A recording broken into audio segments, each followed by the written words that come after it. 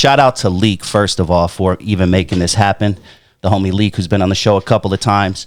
You may remember him from Bangin' on Wax, Bangin' on Wax 2, Damu Riders, and a bunch of other projects. But that's just the beginning of his story. He's fresh off a 26-year bid to share his journey and let you know what the future has to hold. Ladies and gentlemen, it is my honor to introduce Lil Hawk. What up, Lil Hawk? Hey, what's up, Dusty? How you doing, big boy? How you feeling today, man? Man, I'm feeling good. I'm feeling good. Got my J rolled up, got my beer, and I'm definitely looking forward to chatting with you, man. Hey, man, you and me both. Before we get the story, I want to say first of all, man, I'm blessed, man, for this opportunity, man, for you gonna show me this love, man, for working out. I just want to shout that out to my boy Dusty first and foremost for keeping it real. And so good looking out, big bro. Thank you, homeboy. Thank you, man. Shout out to Leak. Thank you, G. Good looking out. Appreciate that, man. I'll take that. Now, I want to, talk about your life from the beginning, all the way to what you have going on right now. We're going to talk about some of the music you got going on. And Leak told me that you guys have a lot of other stuff just planned. So I'm really looking forward to seeing what the future has to hold. But let's take it all the way back, man. I want to get everybody to get to know Lil Hawk, man. Tell everybody where you grew up. Well, I grew up in, Red City, man, Inglewood, California. Ever since the age of 4, moms and pops split up. You know what I'm saying? And when I was, like I said earlier, I was told, so from age of 4 to present time, man, I'm Inglewood bound, Inglewood native. That's my permanent housing unit, and that's what it was. That's what it is. You know what I'm saying? Tell everybody, what your life was like growing up, man. Before, what was a Lil Hawk's life like? Well, to get straight to it, man, I grew up in a broken home, man, you know what I'm saying? Just to get straight to it, pops in and out the pen, moms, she was doing whatever she was doing, I was passed around, different relatives and shit like that, so I've seen a lot, been through a lot, and that kind of forced me into the street life at an early age because I didn't really have no real supervision. So without no real supervision, as well as myself, like other kids, when you don't have no supervision, you just run around, you know what I'm saying? So I was staying out late, hanging out with the older guys, gang members. I was in the heart of the neighborhood.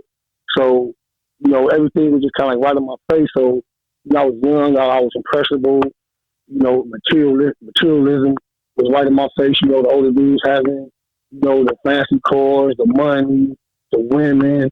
So to a youngster, you idolizing this stuff, man. You see that right in front of you. So you like, damn, I want to be like them. You know what I'm saying? So, it kind of like all kind of came natural for me, man, just being in that environment like that. And, when you're that young and you seeing these dudes, even though, they probably, living on the edge or whatever, but you really don't see no wrong in it because you be idolizing these dudes, man. It's like, it's right in front of your face, you think it's cool. Like I said, so it was just a bunch of stuff that attracted me to it, that led me to it. But like I said, it really comes from a broken home, though. That's where it starts from because I didn't really want to be around the shit that was going on inside the house. So it was kind of pushing me outside just to give a peace of mind, just to be away from all the madness, the all fighting in the house and all that kind of stuff. So it kind of basically forced me into that kind of lifestyle just at an early age. And it's kind of like, I kind of like seeing a real cold at a young age and kind of like just put me, my mind in a dark place growing up. You know what I'm saying? So I just put me in the street space. Tell us the good, the bad, and the ugly about growing up in Inglewood.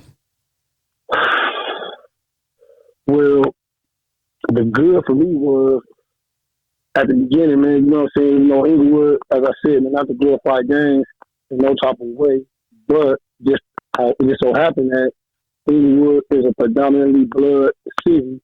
And when you compare the city like, South Central, Compton, Watts, where, these cities is kind of like half and half or maybe even a little more Christian bloods, whatever.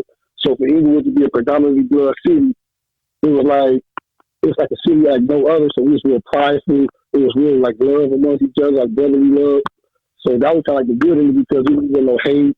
We all loved each other, you know what I'm saying? So that was the good side. Of the downside of it is it's dangerous. It's a dangerous lifestyle. You can lose your life. You can go to jail. You know what I'm saying? You can destroy family. Your family can be destroyed. You can get killed. You can be the cause of somebody else losing their life. So it's really at the end of the day, your behavior is what determines a lot of times the outcome of what's going to happen in your life in the future. A lot of people don't realize the things you do today in 2024 might affect you in 2034. You know what I'm saying? So we don't think, we don't prepare for the future. You don't have nobody who's guiding us. It's like the blind, everybody just worse and worse and worse. So it's kind of like you don't really have no positive role models to just be like, look, man, let's do this. So it's like, and then you got people trying to step on, trying to give advice that don't know nothing about the life, and not letting the people that live the life come take over and try to like get it back on track. So you got wrong people trying to walk in shoes they don't have no business walking in. So it's like, if I can't relate to you, I'm not trying to hit you. You know what I'm saying? If I can relate to you on whatever the topic is, then I'm going to feel you. If you're trying to tell me about the gang shit, if you don't know nothing about the gang shit, I'm not trying to hear what you're talking about. You know what I'm saying? I'm going to have to hear from somebody that walked that life, that really, walked the beat, that they were giving it to me wrong and cut, opposed to, somebody that's just trying to tell me some positive shit. Yeah, it's easier said than done. Because this lifestyle, yeah, everybody can say the woulda, coulda, shouldas, or, hey, stay out of trouble, but you not where this shit is at, though. You dig what I'm saying?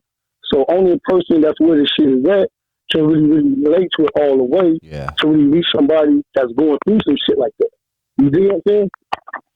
Yep. And a lot of times we don't have that because the people that go through it with us, they live on the goddamn edge. You feel me?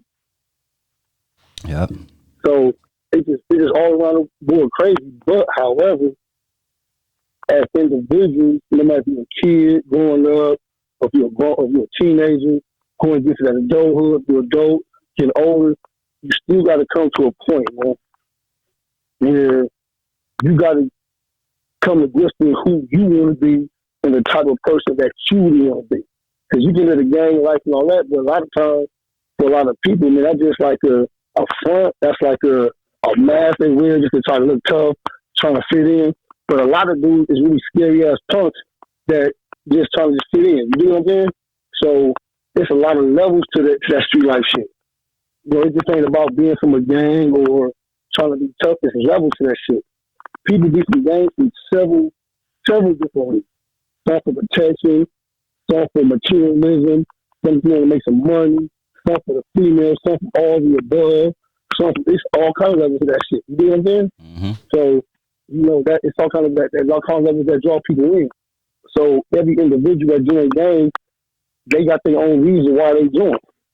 Only they know why they join. Me, I can speak for myself.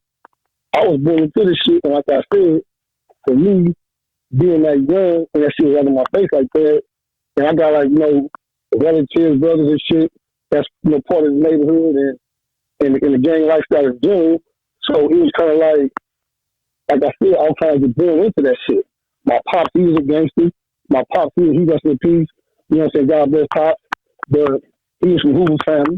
They was like in that area before the early 20s, going into the early 20s, blood. So it was already just gangster shit going on. You feel me? Period. Mm. It was just that era. I was born in 1973. So you can use your imagination. That kind of like turn up that Black Panther shit to the Bloods and Crips. So I was the first fresh, like baby generation of that shit. So everything was fresh and new. It was exciting. It was fun. But didn't nobody know when it was all exciting and fun that it was going to be pain, misery, death, jail, all kind of shit come with this. You feel what I'm saying? So a lot of times you don't even know that's even coming because you're so drawn into what's going on at the moment that you don't know that motherfuckers about to start dying and shit. You feel me? Straight up. That's how crazy that shit is. Yeah. You don't have no clue.